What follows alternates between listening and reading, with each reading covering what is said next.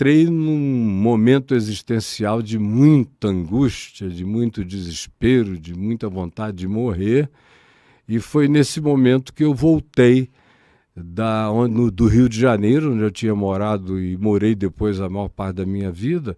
Voltei para minha cidade natal, em Manaus, na floresta amazônica, e tive a minha experiência com Deus na solidão da floresta. E me batizei sozinho. Eu falei, Jesus, já me batizaram, padres me batizaram, pastores me batizaram, mas eu estou aqui, só eu e tu. E eu me joguei para dentro d'água de costas, abri os olhos e vi aqueles buritizais do Amazonas na água transparente lá no alto, e saí e disse, eu sou teu para o resto da minha existência. Me deu aquele acesso de alegria extraordinária que nunca mais me deixou. Eu sou um homem cheio de alegria, e eu corri sozinho pela floresta e tomado de um gozo, essa é a palavra, extraordinária. Eu era um homem de muitos gozos, gozos eróticos, variados e fartos. Mas aí eu experimentei o maior de todos os gozos, que é o gozo da transcendência, o gozo da sublimidade, o gozo do divino. E aí mergulhei de cabeça numa experiência que pouca gente no ocidente da Terra vive. Eu fiquei os 10 primeiros anos da minha vida, entre outras coisas, jejuando.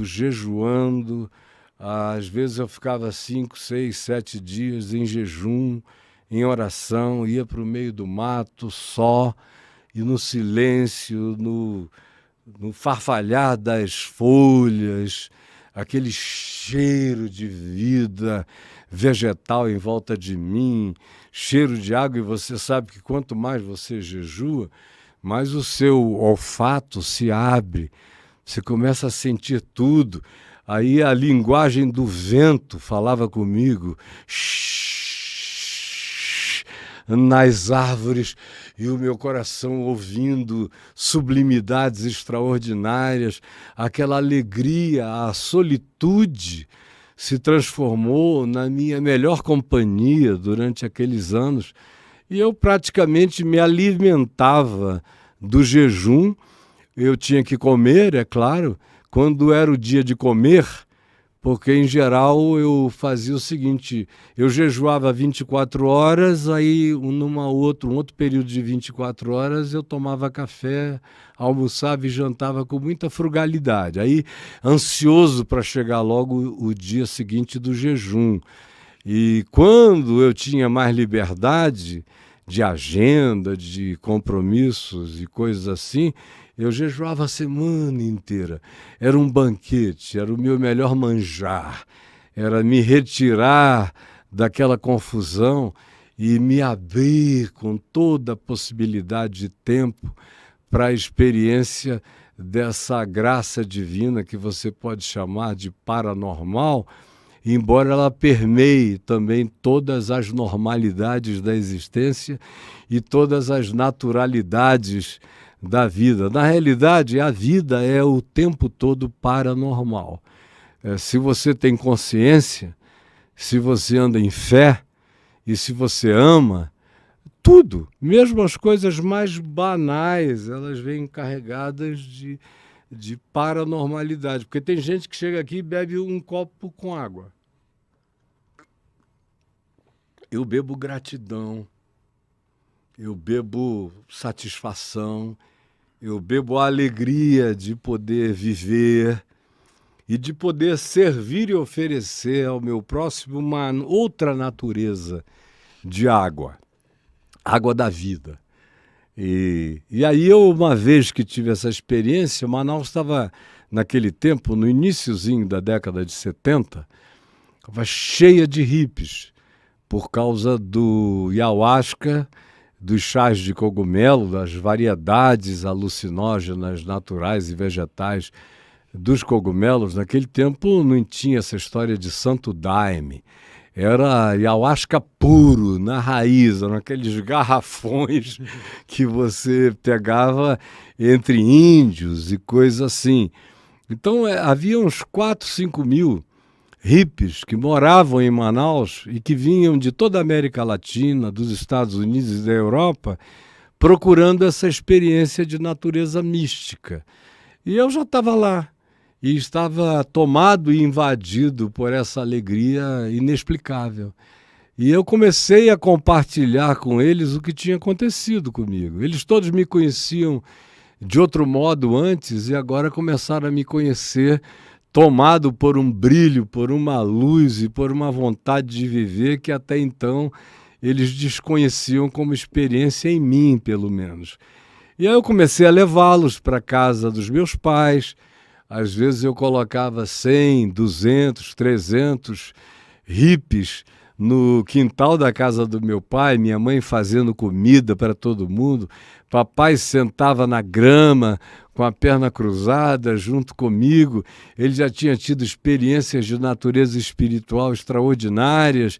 E a gente ali. Depois eles cresceram tanto em número que eu os levei para a igreja onde meu pai tinha acabado de se tornar pastor, porque ele se converteu perto dos 50 anos, ou com 40 e poucos anos. Ele viajou como um agnóstico até a experiência da fé, sozinho também. E aí, o coração dele estava completamente tomado por aquele arreganho celestial e cheio de amor. E ele falou: filho, aquela igreja lá tem um templo enorme e só não tem gente. Tem umas 33 velhinhas que frequentam lá. Você pode usar à vontade. E eu que pregava nas praças, nos bancos de praça, batia palma, o pessoal vinha me ouvir, faziam aqueles cercos à minha volta e eu falava, cabelão grande, calça carne seca, tamanco, roupa multicolorida, gargantilha, bracelete, não sei o quê, o pessoal olhando, que alienígena é esse cara que vem falando essa mensagem que parecia que todo mundo já tinha ouvido, até que eles começaram a me ouvir e foram vendo que o Jesus que eu apresentava não estava disponível nos templos, nem nos manuais de teologia, e que estava muito mais como uma possibilidade de encontro na esquina do que em qualquer outro lugar.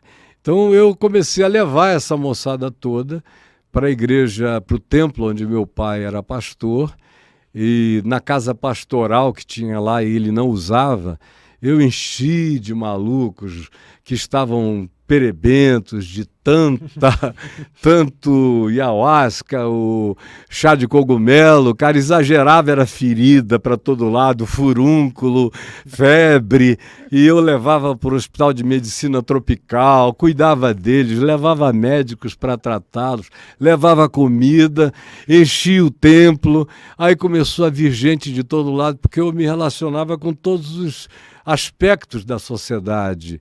E desde as classes altas e cultas e ricas, porque o meu pai era um homem dessa verve e foi um homem também rico e que largou tudo de maneira franciscana, abriu mão de todo o dinheiro, de todos os bens, de tudo que possuía, se fez pobre, foi viver uma vida de pobre, largou os casarões e as oportunidades e foi morar num casebre de madeira, tentando se identificar ao máximo que ele podia com a pobreza humana, com a necessidade humana. E eu fui levado de roldão por esse evangelho que não tinha passado pelo imperador Constantino, nem pelo cristianismo, nem pela religião. Tinha vindo da Galileia, ou da manhã da ressurreição, direto para o meu peito. E com aquela alegria e com aquela certeza de que eu estava tomado por uma sobrenaturalidade que se tornou tão natural na expressão da minha vida. Aí, conclusão, depois de um tempo e de muita gente ir conhecendo aquela experiência e ficando fascinado, o dono da TV Globo de Manaus, em 1974, que era um amigo de infância do meu pai, me chamou lá e falou: olha, eu já ofereci ao seu pai 3 vezes para ele ter um programa aqui na minha televisão para falar dessa fé extraordinária que fez dele essa criatura estranha, quase de outro mundo. E eu cresci com ele, sei quem ele é, sei a luminosidade cultural que ele tem. E, de repente, fica esse desperdício aparente, esse homem extraordinário, um jurista tremendo, com uma cultura clássica e filosófica enorme, dedicando a vida aos pobres. Eu já ofereci para ele vir aqui compartilhar o que ele crê, mas ele disse que não foi feito para rir para máquinas. Mas outro dia ele me disse, o meu filho eu acho que é de uma outra geração, que tem uma liberdade espontânea enorme de sorrir para uma lente de câmera. Aí ele deixou passar um tempo, pesquisou o que estava acontecendo a meu respeito, aí ficou meio chocado e nos chamou lá. Eu cheguei e ele falou, olha cara, eu estou sabendo que está acontecendo uma revolução na cidade, tem milhares de malucos andando atrás de você, aonde você vai é uma confusão de gente, você não quer usar a minha televisão de graça? Aí ele me deu primeiro ele falou, faz um programa para você ver se você se sente bem. Aí ele me botou lá, naquele tempo não tinha gravação, era tudo ao vivo, eu estou falando de 74, aí ele me botou lá 1 hora no ar numa quarta-feira à noite. A Rede Globo e todas as redes de TV naquele tempo era a Globo e a Bandeirantes que estavam iniciando o processo de criar redes. Elas não ficavam o tempo todo com a programação de base no ar. Botavam 4 horas, aí davam 2 horas de intervalo para as estações locais. Então ele me enfiava nessa coisa local. Aí, uma quarta-feira à noite, eles abriram lá On Air. Quando eu olhei aquele negócio vermelho, o cara lá, vai! E aí eu mandei ver, falei 1 hora e tanto, quase que em transe de alegria. E os telefones pipocavam para todo lado, gente da cidade inteira. O que é isso? Eu conheço esse cara como maluco, ou como pegador, ou como briguento, jiu-jiteiro que mete o cacete no pessoal, que vive tomando tudo que aparece, que não discrimina nada. E o que ele está fazendo aí? Aí o cara ficou tão impressionado, o dono da TV, que me ofereceu todo domingo, de 6h30 da tarde às 7 horas da noite, eu entrava no ar e nunca mais deixei de me comunicar através desses meios, à medida em que essas mídias foram se atualizando no curso das décadas, isso já faz praticamente 50 anos, eu nunca deixei de utilizá-las porque o meu desejo maior e mais profundo era comunicar amor com as pessoas. Eu sabia que isso não decorria de palavras elaboradas, mas de uma vida que validasse e que corroborasse aquelas que fossem as expressões de palavras que eu tivesse a dizer. Aí pronto, eu fui levado, como Jesus disse, que aquele que é nascido do Espírito é como uma pessoa que é soprada pelo vento.